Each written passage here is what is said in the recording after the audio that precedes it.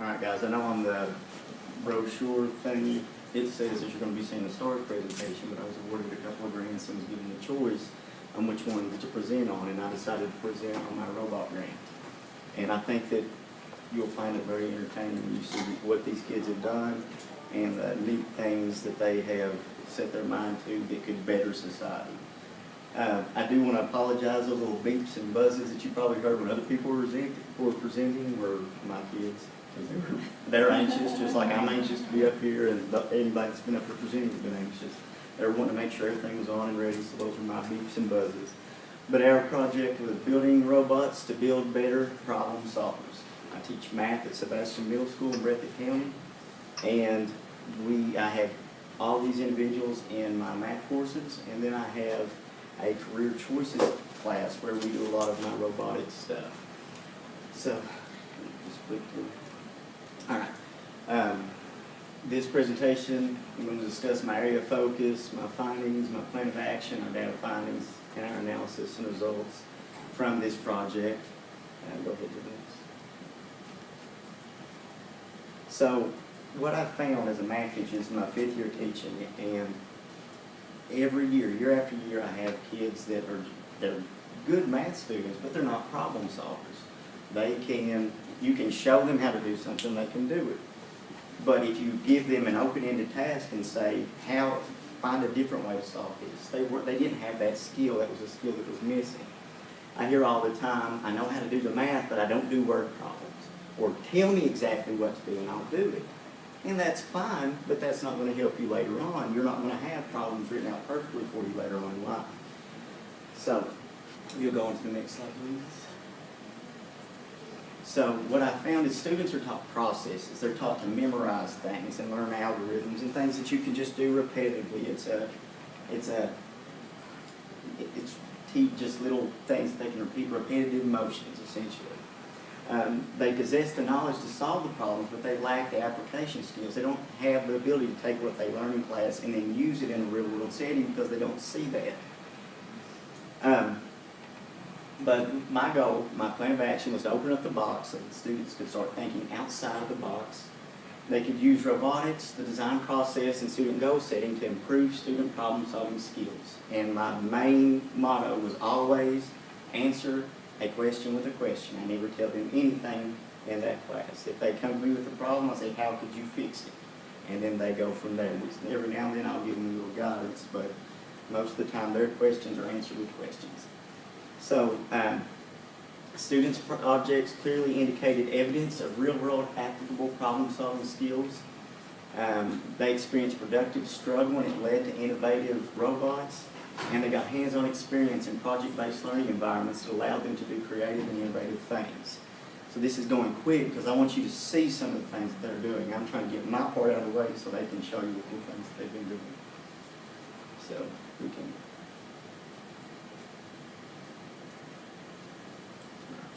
So these students, their math testing from the fall, the results that we got, their improvements in math and science, their growth was double that of their reading language arts scores.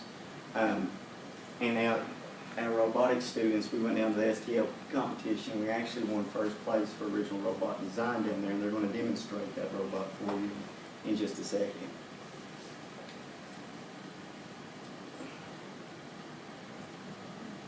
So what I want to do is I brought these students with me, and they're awesome. They're Dynamite students, and they're going to show you some of the stuff that they have built. Some of it is kind of kit pieces that eventually they're going to expand on, and some of it is completely original, a robot that they have built from just pieces laying around.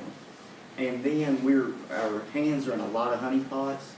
We are actually building a golf course at our school that I'm partnered with, and these kids have taken some of the stuff we've done through our robotics course, and they have done 3D models for our golf course holes. So I brought a sample of that work to show you as well. And for a lot of their robots, they do instruction manuals, and I do have a student that has a sample of their instruction manual on how to build their robots that they build. But Jason, you want to run through first and show them our car robot? We just got this built within the last couple of weeks. About a week ago. And he's just going to show you how it works. They wired it, they put it all together, And what we're going to do with this, since it's just been recently built, is we're going to expand on it and see how they can make it their own. Would you care to just show them like how cool it looks right now? What all it does? No problem. It has it runs smooth, very smooth controls, 360-degree turns. The motor is perfect. The claw has excellent gripping strength. And what I find the coolest is that if I were to just flip this over and land, I could take that claw that is so strong and I can just flip my robot back over. This is a competition robot, which makes it as good as it is, and it is worth every penny because it is just it's one of the funnest things I've ever played with, and sometimes it's just fun to sit around and do donuts with it. I'm actually in discussion with the Challenger Learning Center about potentially getting a best robotics competition brought to our area so that these guys can build these robots and actually compete against other robots in our school. Now Caleb here, he has our STLP championship robot, and what it is it's for the visually impaired. The way that it works is they sit their coffee cup on there and they start to pour their drink into it, and the robot sends a notification noise out whenever the cup is almost full.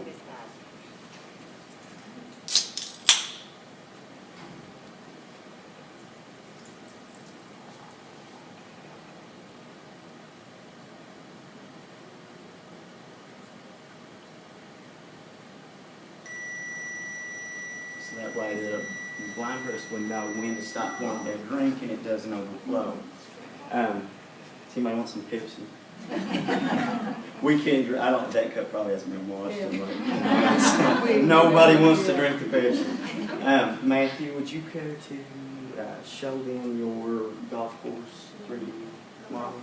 We're doing a six-hole mini golf course right beside our school, and we've started plotting them outside and roping them off so we'll know the true, exactly how it's going to look. And Matthew has brought you a 3D rendering he has done. Each hole has to have a historical theme, and this 3D design spawned from some of the stuff that we're doing on our robotics. So they're doing the Twin Towers, yes. World Trade Center for one of their holes, and they've actually done a three-dimensional rendering of that that's going to go up outside of our school and will be there for as long as the wood holds up, for people to enjoy and play miniature golf on. If you gotta give it a spin, like turn around for them so they can see the dimension. If that's to scale as to how it's going to look whenever it hits the ground. I guess that he's got, as you can see, he has a slight injury on his wrist, so that's making it rough on him.